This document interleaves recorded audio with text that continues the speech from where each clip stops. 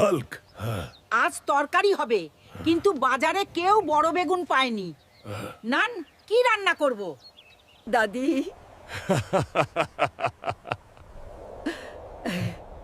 তুমি চিন্তা করো না।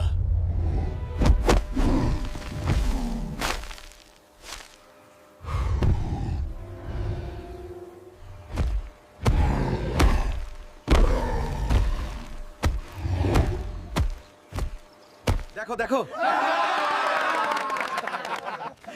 দাদির জন্য হাল্ক কি বেগুন আনছে। আরে বাবা, এত বড় বেগুনে তো পুরো গ্রামকে ভাজি খাওয়ানো যাবে। দাদি, তোমার রান্না যেন কেউ মিস না করে। শুধু শক্তিশালী না, তুই আমার বড় মনওয়ালা নাতি। পুরো গ্রাম সেদিন হাল্ক বেগুন ভাজি খেয়ে উৎসব করলো।